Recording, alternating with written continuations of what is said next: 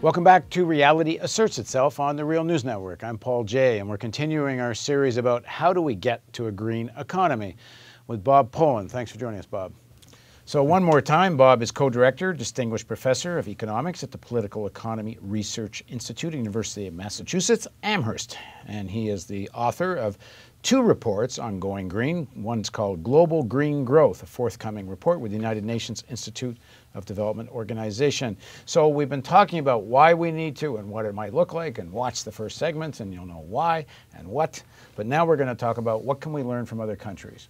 So first of all, talk about some positive examples. Are there models in the world that could be applied in North America that make some sense? There's a lot of positive evidence from other countries. So we could start with Germany. So Germany is a country that is roughly at the U.S. living standard. So they're not sacrificing anything. On the whole, probably a little, in many ways, higher. Well, yeah, roughly at the same. In terms of what we talked about in the last segment on energy efficiency, they're running their economy twice as efficiently as the United States. So this notion that it's really hard for us to achieve efficiency gains is completely contradicted by the fact that Germany is running their economy today at twice the efficiency level of the United States. Have they sacrificed anything in terms of productivity? No. I mean, they're running an economy at per capita GDP the same as us, as a higher level of average productivity growth that is much more successful. So how'd they get there? Well, they're committed around issues of starting again with energy efficiency. So you can operate the U.S. economy tomorrow at the German level of efficiency if we made the investments. Their buildings are way more efficient.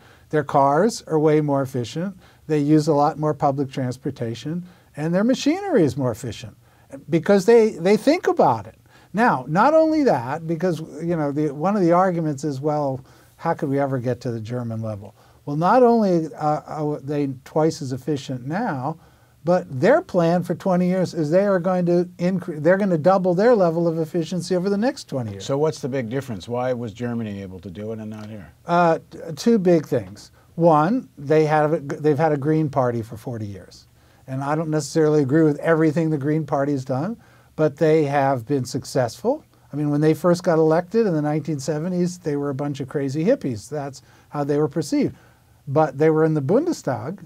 They were part of the political process, and they won. And I don't know the vote they get. It ranges 10, 15%, but they have power. And that has forced the mainstream parties, no matter which mainstream party is in power, they do not openly defy the Green Party. And number two, they don't have any oil. No big oil companies. They don't. They're there, but they're not based in Germany, and Germany doesn't have the resources. So you don't have that resistance from the fossil fuel industry that you do in the United States. I would say those are the two big factors. Yeah, well, in some ways maybe the second even the most prominent. I wouldn't underrate the first. But they don't have the Koch brothers and all the others like the Koch brothers actively fighting any kind of legislation. That's right. And I assume the preponderance of Germans believe there actually is such a thing as climate change. Well, if you talk to, anecdotally, as I've done, if you talk to Germans, and if they say, you know what, it's going to cost us $1,000 a year to do this, which I don't necessarily think is true, and we can get into that. But they say, so what if it costs us $1,000 a year? We're a rich country, on average. We can afford $1,000 a year. I mean, there's a rural town in Germany whose name I can't remember right now. They are operating on 100% green energy. And it wasn't because they were ultra greens. It was because they figured out by operating at high efficiency and relying on wind power, in their case primarily wind power, they could do everything they wanted. And they didn't have to spend a lot on bringing oil and bringing utility-based electricity into the community. What are some other global examples? Brazil is another. Brazil is a great example. If we talk about the global situation, right now, globally, on average, every person emits or generates 4.6 tons of CO2 per year. Now, of course, there's massive differences, but on average, Yeah, it's just 4.6. because if you live in the United States, you're doing a heck of a No, lot more in than the United States it's 18. Okay, so, but anyway, the average is 4.6. Brazil is at 2.4. highly industrialized country. It's a growing industrialized country. Now, they have big advantages in that they have a lot of hydro resources and they utilize hydroelectric power. That's a big part of it. But they also are running an economy at a much higher level of efficiency than the United States or other newly industrializing countries. For example. Okay, so let's take another example. South Africa. No, stay with Brazil. What are they doing that's more efficient? Oh, well, the efficiency is not like any big deal. You have more efficient buildings, you have a more efficient transportation system, you have smaller cars, and you have more public transportation. That's all there is to it. I mean, it would be relatively simple to put it in the building code. I mean, you have one thing is retrofitting, but there's very I don't know if there's anything in the building code that's actually assists on efficiency, is there? Well, there are for public buildings now. No, I mean for private buildings. No, I mean it's of course it varies by community, but the basic answer is in California. I think there is for public buildings. Is it? Well, national? Public buildings, yes. In the U.S. now we do have standards. We are getting to more efficient buildings, but not efficient enough. Like I said, Germany's standard is 0 emissions. And we can get there. Like I said, I myself am involved in putting up a building now in Amherst, Massachusetts that will be 0. There's no reason why every new building can't be there. Yes, we have to think more. We have to spend more up front, but we're going to make it back within a couple of years. And of course, if everybody does it, it gets a lot cheaper to do. Yeah, and then it just becomes part of common, conventional wisdom how you put up a building. So South Africa. South Africa is really bad. South Africa is extremely inefficient, and they are very high emissions because they rely on coal. They're a big coal exporter. They consume coal. Coal is the most dirty burning fossil fuel. Oil and natural gas are cleaner. They're not clean, but they're cleaner.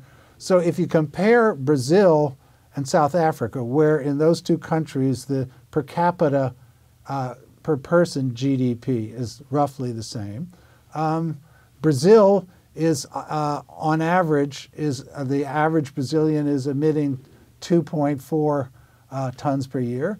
In South Africa, it's more like 14. And this is public policy, is the difference? Well, it is resources. I mean, like I said, hydroelectric. Hydro is big. But hydro small-scale hydro has a lot of promise. People think hydro is a disaster because you put up these massive dams, you displace hundreds of thousands of people. That's not the only way you can do hydro. You can do smaller-scale hydro. There's, for example, a lot of opportunity in India. India small-scale hydro could be a major new resource, and renewable energy on average, so we're talking about hydro, solar, wind, geothermal, and clean bioenergy, their costs are now at close to parity with fossil fuels.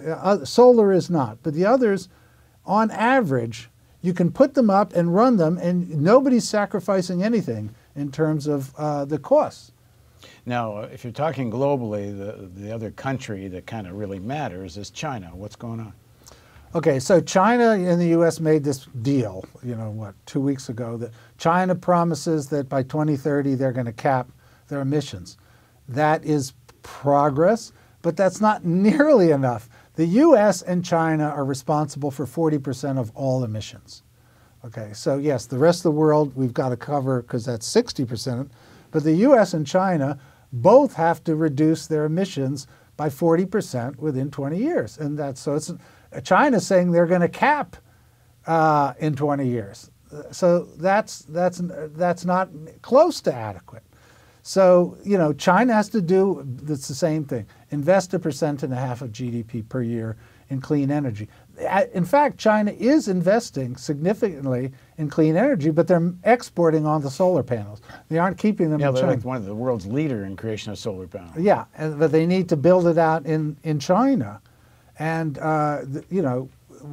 in developing countries, in China, in India, in Indonesia, in South Africa, in Brazil, The other factor is investing in clean energy is a big source of jobs. And the answer here again is very simple. It's because if you spend on the clean, green energy economy, it requires more people and there's more domestic investment than if you rely on fossil fuels. But the other side of this, as you mentioned in the earlier segment, you can't just make buildings more efficient and start using alternative energy. You have to start reducing the use of carbon-based fuels. Yes. And China's arguing that for the foreseeable, that 20, 25 years or whatever, you guys have had like, more than 100 years of industrial development, right, and you're profiting from it, and you're eating up the resources of the planet, and you have the yes, highest standard of true, living. True. And now you're telling us we have to get off fossil fuel before we get there. Yes, that's true. And it's not fair. So we have to think of some standards of fairness that reflect the magnitude of the problem of climate change. Again, if we take climate science seriously. So here's another example, Indonesia. So Indonesia, talking about levels of emissions per person. Indonesia is at 1.7 tons per year per person. Again, the United States is at 18. China's at about 6. Well, they're saying, well, we want to grow like China. And, you can't stop us. That's not fair.